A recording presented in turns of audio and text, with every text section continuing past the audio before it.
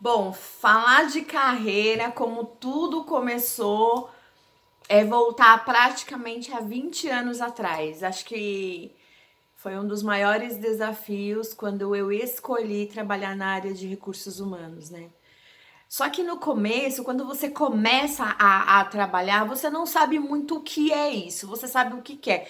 No meu caso, eu escolhi a área de recursos humanos por conta da área de recrutamento e seleção. Porque toda vez que eu participava de algum processo seletivo, eu ficava passando pela minha cabeça o que essa pessoa está fazendo, o que, que ela está me avaliando, por que, que ela me avalia, por que, que ela me pergunta, por que, que ela quer saber da minha vida pessoal, se eu tenho filho ou não tenho filho, além das minhas, né, habilidades e competências de trabalho. Então aquilo para mim era muito curioso. E aí eu pensei, um dia eu quero estar do outro lado. Eu quero fazer o processo seletivo, eu quero saber o que tem por trás. Foi quando eu decidi fazer a minha primeira faculdade, que eu fiz administração, e me especializei na área de recursos humanos e fui trabalhar na área de recrutamento e seleção. E aí, quando eu cheguei lá e vi de fato o que é o recrutamento e seleção, por que, que a gente faz pergunta, por que, que tem que avaliar um candidato, questões das habilidades, das competências, eu fui me aprimorando, eu fui me aprofundando. E aí eu fui me encantando, porque o maior desafio da área de recursos humanos, para mim, são as pessoas. É o maior desafio. Sempre foi e acho que sempre vai ser um desafio.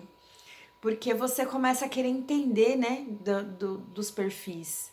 E aí eu não parei por aí, eu continuei estudando e conheci todos os subsistemas da área de recursos humanos, porque para quem não sabe o que é um RH, ele é muito mais, muito, mas muito mais do que contratar, do que pagar o seu salário, do que te dar um benefício, é muito mais. E eu queria estar lá na parte estratégica, né? Eu queria desenhar a estrutura de um RH perfeito. Na minha cabeça eu tinha já esse desenho pronto. Mas eu não tinha nem habilidade, eu não tinha competências, e aí eu fui buscar, eu fui estudar, na verdade, né? Porque é isso que a gente tem que fazer na carreira da gente. A gente, além de ser curioso, a gente tem que saber o que que rola, o que que é tendência, o que que é importante, é sentar com pessoas influentes, não influentes, é investigar. E eu fui fazer isso. Eu sentava com pessoas, eu perguntava, eu questionava, eu queria saber por que disso, por que daquilo outro. E aí eu fiz uma MBA em gestão empresarial, com especialização nas pessoas, na gestão de pessoas. Então, é MBA empresarial com pós na gestão de pessoas. E fui estudando, e fui me especializando. E aí, dentro do RH, eu fui conhecer o universo burocrático, de folha de pagamento, saber como funciona, as questões das regras, são várias regras, né, como que tem que ser. Na parte de benefícios, por que tem que ter benefícios, como tem benefícios, como pede os benefícios, como faz a gestão dos benefícios. Isso também eu entrei. Fui entender um pouquinho da área de clima e cultura, como é importante, como que as empresas atuam com o objetivo de manter um clima agradável, né? E aí eu fui entrando dentro dos universos. Até de fato eu me encontrar dentro do RH. E aí, de verdade, eu me encontrei. Eu me encontrei que foi na área de treinamento e desenvolvimento, na área da educação corporativa. E eu me apaixonei completamente pela área, porque quando eu fazia recrutamento e seleção, o gatilho para eu querer ir para a área de treinamento e desenvolvimento, eu trabalhei numa empresa do ramo farmacêutico e eu trabalhava na parte de. Eu era coordenadora de recrutamento e seleção. Tinha duas assistentes que trabalhavam comigo. A gente contratava diversos perfis, vagas operacionais, vagas estratégicas. E chegou uma vaga estratégica na minha mão para colocar um profissional para dentro da empresa numa posição de nível diretoria. Entre gerente sênior e um diretor, era mais ou menos o desenho do perfil. E era um cara de tecnologia. Foi muito difícil, Mas assim, vocês não têm noção, foi muito, muito difícil achar esse profissional. E eu batalhei muito, várias entrevistas, vários processos, correndo atrás, fazendo um papel de hunt mesmo, e correndo. E eu achei essa pessoa. E eu fiquei tão feliz, porque foi super desafiador para mim, né, quanto profissional. E eu tratei aquela vaga como se fosse um bebezinho que tava para nascer. Todos os cuidados, o zelo, tudo que vocês possam imaginar, eu cuidei. E quando esse profissional aceitou a minha oferta, né, que eu fechei aquela vaga, nossa, para mim foi uma satisfação tão grande, porque achei o profissional certo, para a posição certa, para a vaga certa, no momento certo, foi tudo perfeito. Então eu comemorei muito, foi uma vitória. E eu continuei trabalhando e essa pessoa foi entregue para a área, né? Então assim, ele passou pelo onboarding, entrou e aí assim, você quando é de recrutamento, você quando entrega aquela pessoa, você não acompanha mais a vida daquela pessoa e ela foi embora viver os desafios daquela experiência. Aí um dia, acho que nem um mês depois, eu cheguei para trabalhar.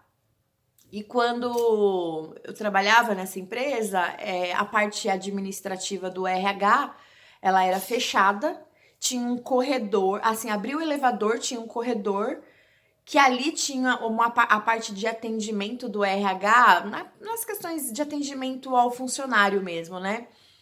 E aí eles tinham tipo uma janelinha que ficava aberta ali e umas cadeiras. Então, se abriu o elevador, já tinha aquelas cadeiras e às vezes tinha pessoas sentadas ali. Então, eu tinha que passar por aquele corredor para ir para minha sala, que abria a porta lá na parte administrativa. Aquele dia, um dia comum, fui trabalhar, desci no andar, quarto andar que eu trabalhava. Quando abriu a porta do elevador, que eu virei à minha direita, naquela cadeira estava sentado aquele homem que eu contratei para aquela vaga muito difícil que eu trabalhei, nível diretoria, e ele estava sentado lá. E como eu cuidei daquela vaga como fosse um filhinho, um, um bebezinho, foi um filho que nasceu da minha mão. Eu tinha muito orgulho de ter conseguido, foi super desafiador.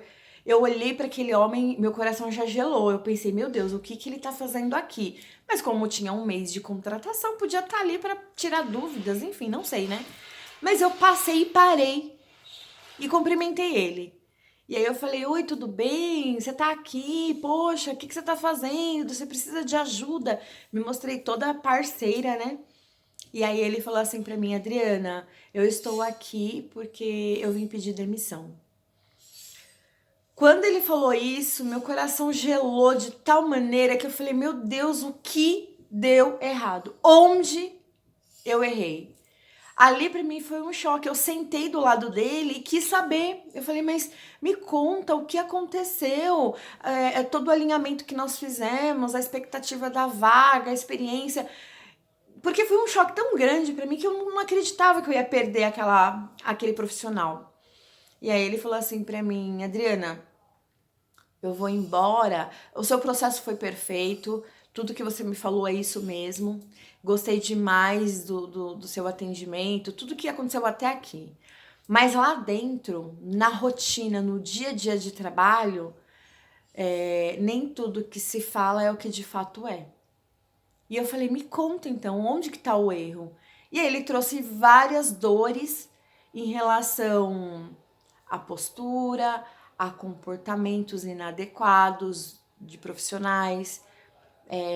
Ele viu várias falhas que a gente sabe que tem, muitas vezes, e que a gente tem esse papel de desenvolver os profissionais para que não tenha essas falhas. Foi aí que eu pensei assim, meu Deus, eu tenho que estar lá dentro das operações, eu tenho que estar dentro do que rola, né, dentro da empresa.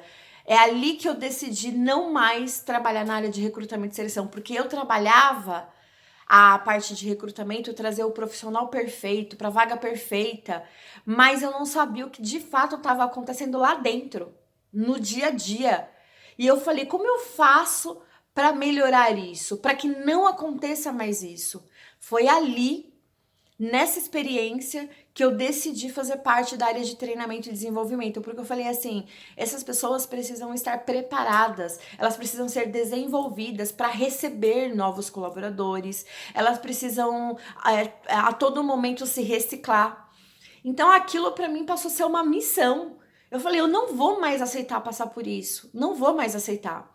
Então eu decidi sair da área de recrutamento e seleção e viver uma experiência dentro da área de treinamento e desenvolvimento com esse foco, com esse objetivo de desenvolver profissionais, para que a gente possa ser pessoas melhores dentro da empresa, para que a gente consiga trazer resultado, mas com qualidade, com bem-estar, com um ambiente agradável. E essa era a minha missão. E aí, para eu entrar nessa área, foi um desafio absurdo, porque eu tava dando 2 passos para trás. Até então, muita experiência na área de recrutamento e seleção, atuando ali, e pouca experiência na área de treinamento e desenvolvimento. Então, para eu entrar, eu senti muito preconceito, eu senti dificuldades, mas eu não desisti. Até que eu saí dessa empresa que eu tava, eu tinha já papel de coordenação, e eu fui bater na porta de uma das grandes empresas, uma multinacional, 95 mil colaboradores essa empresa, mas foi a empresa que abriu as portas para mim na área de treinamento e desenvolvimento, me dando essa oportunidade. E ela acabou me dando essa possibilidade como uma analista de treinamento júnior. Eu já era coordenadora, né, de recrutamento e seleção, tinha muita experiência em RH, muito generalista, e depois fui me especializando em recrutamento. E para a área de treinamento eu fui como júnior. E tudo bem. Porque é isso, na vida, muitas vezes a gente tem que dar passos para trás para atingir um objetivo. Não tem problema fazer isso. Não tem problema. Não é vergonhoso você fazer isso. Você tem que ter objetivos claros para onde você quer ir. E muitas vezes você tem que dar passo para trás e tudo bem fazer isso. Então, se você tiver que fazer isso, faça, sem vergonha nenhuma. E aí eu fui porque é uma empresa que eu já conheci o histórico, já tinha tido a honra de trabalhar ali, e é uma empresa que me daria grandes possibilidades de aprendizado.